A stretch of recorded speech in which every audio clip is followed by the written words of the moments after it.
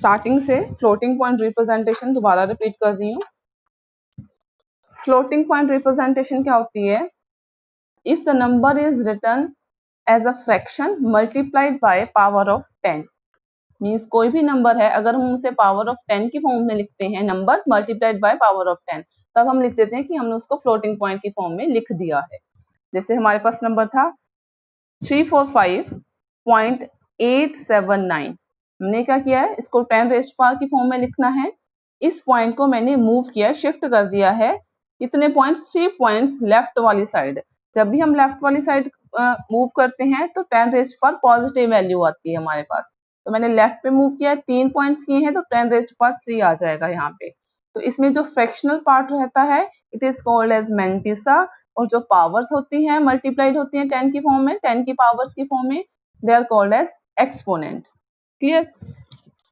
For example ये दिया हुआ है आपको कि हमारे पास ये नंबर है 3.456 इंटू 10 रेज़्ड पावर 4। इसको हम ई की फॉर्म में लिख सकते हैं, किस फॉर्मेट में लिख सकते हैं? बस ई 10 की जगह आपने ई लिख देना है। पावर पॉजिटिव है तो पॉजिटिव लिखोगे, नेगेटिव है तो नेगेटिव लिख देते हैं। अब यहाँ पे मैंने एक नेगेटिव की एग्जांपल ली हुई है। अगर सपोज करो हमारे पास नेगेटिव आता है, यहाँ पे e -3 है, इसका मतलब है नंबर मैंटिसा एज सच आएगा, उसमें कोई चेंजेस नहीं है, इंटू 10 रेज़्ड पावर -3 लगा दिया हमने, राइट। अब नेक्स्ट हम क्या चाहते हैं, हम इस पावर को अपने अकॉर्डिंगली, क्योंकि हमने जब कैलकुलेशन करनी है दैट डिपेंड्स हम ऐड कर रहे हैं, सब्ट्रैक्ट कर रहे हैं, मल्टीप्लिकेशन है या डिवीजन है, अकॉर्डिंगली हम अपने एक्सपोनेंट पार्ट को मॉडिफाई कर सकते हैं। कैसे? हम मैंटिसा का जो डेसिमल है उसको शिफ्ट कर देते हैं लेफ्ट पे या राइट पे, अकॉर्डिंगली कि हमें क्या चाहिए।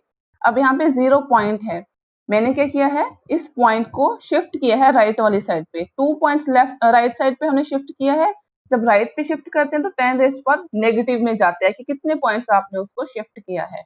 2 पॉइंट्स किया है तो 10 रेज़्ड पावर -2 आएगा। -3 ऑलरेडी है हमारे पास, -3 -2 बेस सेम है, पावर z हो जाएंगी, 10 रेज़्ड पावर -5 आ जाता है। ई की फॉर्म में मैंटिसा एज सच e -5 ऐसे लिख देते हैं। क्लियर? अब नेक्स्ट है एडिशन। एडिशन में क्या होता है, हमने ये दो नंबर्स हैं इनको ऐड करना है। एक में हमारे पास है 10 raised to power 7 E7, next में है 10 रेज़्ड टू पावर 5। हमें सबसे पहले तो जो हमारे एक्सपोनेंट पार्ट्स है हमने इनको इक्वल बनाने हैं, हमने सेम बनाने हैं। ये तो सेम बनाने के लिए हमेशा जो आपका स्मॉलर वाला पार्ट रहता है आपने उसको लार्जर एक्सपोनेंट के इक्वल करना है bye shifting your decimal point. यहाँ पे 7 था, मैंने एज सच लिख लिया, यहाँ पे 5 था, अब मुझे 2 और चाहिए, राइट। 2 और चाहिए मीन्स 10 रेज़्ड पावर 2 चाहिए मुझे, तो मैं इसको लेफ्ट हैंड साइड पे मूव करूंगी क्योंकि मुझे पॉजिटिव वैल्यू चाहिए। मैंने 2 पॉइंट्स इसको लेफ्ट वाली साइड डेसिमल को शिफ्ट कर दिया, मेरे पास 10 रेज़्ड पावर 7 आ जाएगा। उसके बाद कैलकुलेशन सिंपल है आपकी, इनको सिंपली ऐड कर दो दोनों को। 10 रेज़्ड पावर 7 जो है वो सिंपली आपने इनटू करके लिख देनी है। ठीक है, इन नंबर्स को सिंपली जैसे हम ऐड करते हैं, फ्रैक्शंस को ऐड करके हमने पॉइंट्स को 10 रेज़्ड पावर 7 लिख देना। सिमिलरली सपोज आपको सब्ट्रैक्ट करने हैं, एडिशन और सब्ट्रैक्शन के लिए रूल सेम ही है। हमारे पास नंबर है फ्रैक्शन, यहाँ पे मैंटिसा है इंटू 10 रेज़्ड पावर 3 है, यहाँ पे 10 रेज़्ड पावर 5 है। अगेन हमने इस नंबर को सब्ट्रैक्ट करना है फ्रॉम दिस नंबर, तो ये ऊपर लिखेंगे, 10 रेज़्ड पावर 5 ऊपर रख दिया। अगेन यहाँ पे 10 रेज़्ड पावर 3 है, मुझे 5 बनाना है, मुझे क्या है 2 पॉइंट्स और चाहिए, 10 रेज़्ड पावर 2 चाहिए, तो हमने क्या किया 2 पॉइंट्स इसको लेफ्ट वाली साइड हमने इस साइड पे मूव कर दिया। सिंपली इन दोनों को सब्ट्रैक्ट कर देंगे, this minus this into 10 raised to power 5 as such आ जाता है। मल्टीप्लीकेशन में मल्टीप्लाई करना है आपने, इसमें आपको कोई एक्सपोनेंट सेम करने की जरूरत नहीं होती क्योंकि ये 10 रेज़्ड पावर 8 है, ये 10 रेज़्ड पावर 4 है, बेस सेम है, तो पावर्स हमारी ऐड ऑन हो जाती हैं, तो ये बन जाता है 4 + 8 दैट इज 12। मल्टीप्लिकेशन में सिंपली पावर्स ऐड ऑन हो जाती हैं, बाकी जो मैंटिसा है फर्स्ट का उसको सेकंड मैंटिसा के साथ मल्टीप्लाई कर दोगे। इसीलिए मैंने ऐसे छोड़ दिया कि इन दोनों को मल्टीप्लाई करके जो भी आता है उसे यहाँ लिख के इंटू एक्सपोनेंट पार्ट जो है वो हम इस हिसाब से लिखेंगे, राइट। नेक्स्ट डिवीजन करनी है। डिवीजन में भी हमें कोई जो एक्सपोनेंट है उनको इक्वल करने की जरूरत नहीं होती क्योंकि डिवीजन में तो हमें सिंपली पता है ये ऊपर रहेगा ये नीचे रहना है, तो हम पता है पावर को ऊपर लेके आते हैं वो नेगेटिव में चली जाती है, तो 7 - 3 करके बस सिंपली आपको इन दोनों मैंटिसा को डिवाइड कर देना है, यहाँ पे 10⁴ आ जाता है। क्लियर है? ओके। अब जब भी हम न्यूमेरिकल कैलकुलेशंस करते हैं हमारे पास कुछ एरर्स आ जाती हैं। एरर्स कैसे आ जाती हैं? जैसे सपोज करो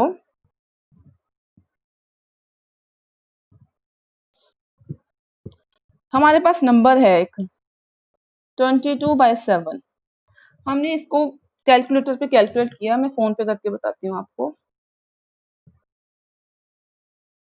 ये कैलकुलेटर है मेरे पास, मैंने क्या किया 22 डिवाइडेड बाय 7, कितना आया मेरे पास? ये आया मेरे पास 3.1428571429, ये इतना बड़ा नंबर आया है। अब क्या होता है, अब मैं अपनी कन्वीनियंस के अकॉर्डिंगली हम इसे जनरली क्या करते हैं, हम कहते हैं लिख लो जी पाई बाय, आपसे कोई पूछता है 22/7 का क्या वैल्यू है, आप बोलते हो 3.14, राइट। कोई बोलता है 3.142, हमने क्या किया है जो पीछे वाले डिजिट्स हैं किसी ने छोड़ दी है, किसी ने इसको ऐसे राउंड ऑफ कर दिया कि इसको हम ऐसे भी लिख सकते हैं 3.14, सिग्निफिकेंट फिगर के अकॉर्डिंगली यहाँ पे 8 है तो मैं यहाँ पे 3 लिख सकती हूँ। अगर यहाँ से लिखती हूँ तो मैंने इनको खत्म ही कर दिया, 6 डिजिट्स लेती हूँ तो मैंने इसको एक इंक्रीज कर दिया है। तो इसकी वजह से क्या होता है हमारी कैलकुलेशन में एरर्स आ जाती हैं। अब बाकी देखो ये तो मेरा एक कैलकुलेटर है जिसमें कितने डिजिट्स आ रहे हैं 1 2 3 4 5 6 7 8 9 10 डिजिट ले रहा है वो पॉइंट के बाद। बट हर कैलकुलेटर जो है वो 10 डिजिट नहीं ले सकता। जैसे कंप्यूटर्स ही है कि हमारे पास ऐसी भी होती हैं, डिपेंड्स करता है कि आप कौन से वाला वर्जन क्या यूज कर रहे हो, जिसमें सिर्फ 8 ही डिजिट्स आती हैं हमारे पास, किसी में 12 ही आती हैं। तो अगर 8 ही आती हैं, सपोज करो 8 आती हैं तो ये 29 नहीं रहेगा, वो वाला कोई भी कैलकुलेटर या कंप्यूटर जो भी कैलकुलेशन कर रहा है वो इतने डिजिट्स लेगा। तो उस वजह से क्या है हमारे जो भी हम सम करेंगे उसमें एरर आ जाती है। और ये जो एरर्स हैं ये बहुत तरह की होती हैं। एक होता है हमारे पास एग्जैक्ट नंबर, एक होता है हमारे पास अप्रोक्सीमेटेड नंबर। एक होता है एग्जैक्ट नंबर, एक होता है अप्रोक्सीमेट नंबर। एग्जैक्ट नंबर क्या होता है? एग्जैक्ट नंबर मीन्स जैसे 5 है, 10 है, -6 है, 4 है, कुछ भी है इस तरह का नंबर, इनको हम बोल देते हैं एग्जैक्ट नंबर कि हमें पता है इस सम का। जैसे सपोज करो आपको बोल दिया जी बताओ जी 10/2 कितना आएगा, it will be an exact number कि 5 ही आएगा। ठीक है, आपने डिवाइड किया, हमें पता है 5 ही आएगा, एग्जैक्ट है तो सभी का 5 ही आएगा, ये नहीं कि किसी का कुछ आ रहा है और किसी का कुछ आ रहा है। बट एक होते हैं अप्रोक्सीमेटेड नंबर, जैसे मैंने ये ऊपर एग्जांपल लिया 22/7, 22/7 को किसी ने क्या लेना है, कोई इसको 3.14 लिखता है, कोई इसी को 3.143 लिख देता है, किसी ने 4 डिजिट्स कंसिडर कर लिए 3.14285 ले लिया, किसी ने इसको राउंड ऑफ कर दिया 3.14286 करके सिग्निफिकेंट फिगर के अकॉर्डिंगली राउंड ऑफ कर दिया है। तो ये होती है हमारी अप्रोक्सीमेटेड नंबर और ये होता है हमारा एग्जैक्ट नंबर। तो इन वजह से क्या होता है हमारे पास एरर्स आ जाती हैं। अब एरर्स जो है उनकी अलग अलग तरह की वैरायटी है, उनकी टाइप्स होती हैं हमारे पास। सिंपली अगर हम एरर को डिफाइन करते हैं, ये बड़ी बार आपसे पूछा जाता है वाइवास में कि एरर क्या होती है न्यूमेरिकल कैलकुलेशंस में। तो एरर होती है ट्रू वैल्यू कितनी है आपके पास माइनस आपकी अप्रोक्सीमेटेड वैल्यू जो आपने ली है वो कितनी है, राइट। तो एरर को हम सिंपली कैसे लिखते हैं, error is equal to x, x means true value minus x a means approximated value, right. तो आपने याद रखना है एरर क्या होती है हमारे पास, error is equal to true value minus approximated value, right. Next आ जाता है कि हमारे पास कितने टाइप्स की एरर होती है, types of error.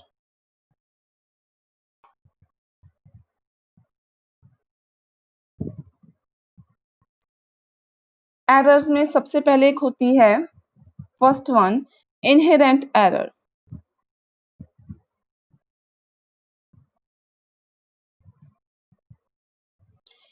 Inherent errors कौन सी होती है?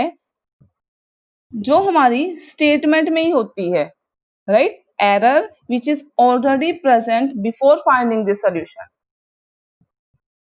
Error which is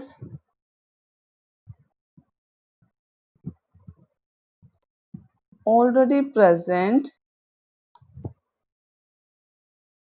before finding its solution।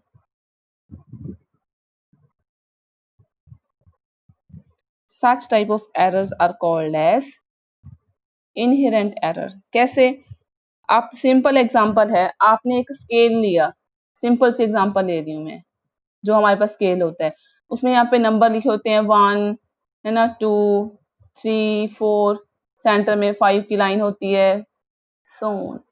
अब सपोज करो आपने कुछ भी मेजरमेंट्स की हैं, आपका जो भी उसने स्केल यूज किया है, जो मैन्युफैक्चरर था उसी में डिफेक्ट है, उसने ये जो वैल्यू है, ये 1 की वैल्यू ठीक नहीं ली, उसका जो भी मैन्युफैक्चरिंग जो उसकी मशीन थी उसने गलत वैल्यू ले ली, उसने इसको थोड़ा सा लेफ्ट या राइट इधर मूव कर दिया।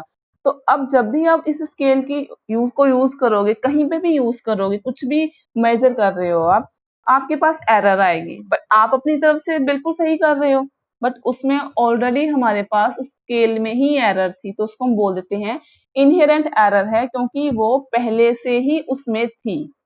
ठीक है, ये जरूरी नहीं कि स्केल हो, कुछ भी हो सकता है, कोई कंप्यूटर हो सकता है, कोई वेइंग मशीन हो सकती है, कोई स्क्रू गेज, वर्नियर कैलिपर जो हम यूज करते हैं, कुछ भी हो सकता है जो जिसकी वजह से हमारी कैलकुलेशन में एरर आ सकती है, राइट? नेक्स्ट है सेकेंड टाइप है राउंडिंग एरर। ये तो नाम से ही क्लियर है,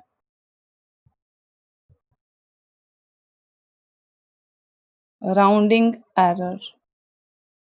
rounding error means that occur due to round off of number, that occur due to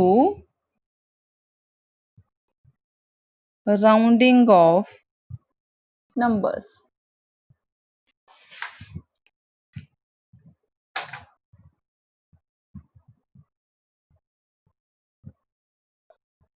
right? जब भी हम कंप्यूटेशन करते हैं, अगर हम उनको राउंड ऑफ कर रहे हैं, जैसे सपोज करो हमारे पास है x इज इक्वल टू 7.82, ठीक है, मैंने इसको राउंड ऑफ कर दिया 7.8, मेरी कैलकुलेशन में मैंने 7.8 लिया है, x की वैल्यू थी 7.82, मैंने उसको 0.02 को खत्म कर दिया, तो अब मेरे सामने जो भी मैं कंप्यूटेशन करूंगी उसमें 0.02 की एरर रह गई। क्लियर है? उसमें एरर आ जाएगी, राउंड ऑफ एरर बोलते हैं इसको। एक होती है हमारे पास ट्रंकेशन एरर।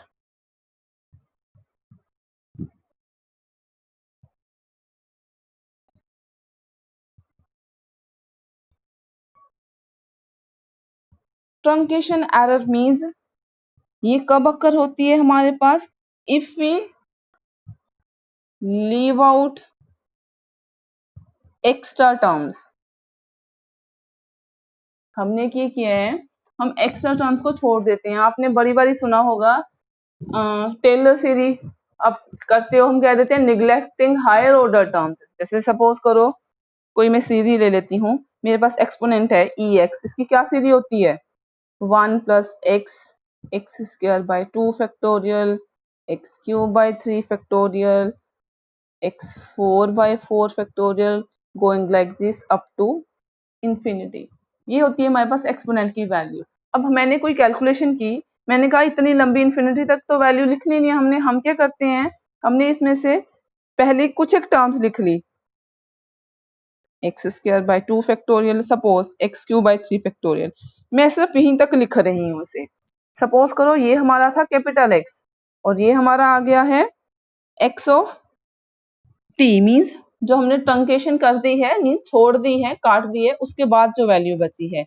तो अब मेरे पास क्या एरर आएगी, जो ट्रंकेशन एरर आएगी वो क्या होगी, जो भी मेरी असली वाली वैल्यू थी, ट्रू वैल्यू थी, x माइनस जो मैंने ट्रंकेशन के बाद ली है वैल्यू, वो उतनी एरर उस सम में आ जाएगी। इसको हम बोल देते हैं ट्रंकेशन एरर्स।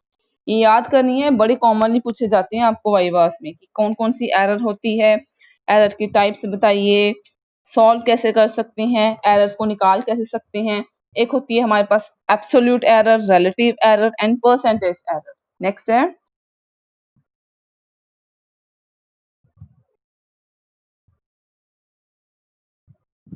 Absolute error.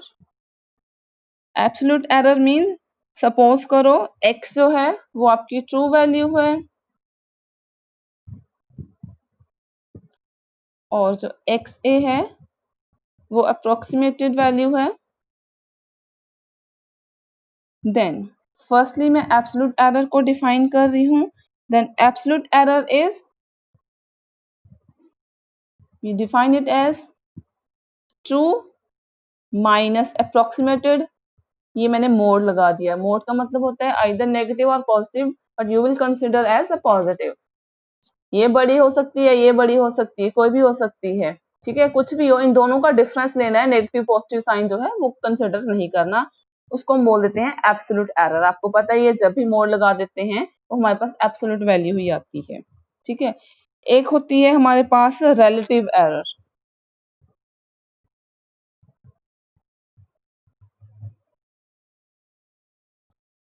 अब रिलेटिव एरर क्या होती है, इसको हम डिफाइन करते हैं, ऐसे लिख देते हैं ER, रिलेटिव एरर, ठीक है। अब इसको कैसे डिफाइन करेंगे हम, ये होती है हमारे पास ट्रू वैल्यू कितनी है माइनस आपकी अप्रोक्सीमेटेड वैल्यू कितनी है divided by your true value. इसकी आपने जो भी वैल्यू आती है वो निकाल देनी है। True minus approximated divided by true value, that will be your relative, right. एक होती है परसेंटेज एरर।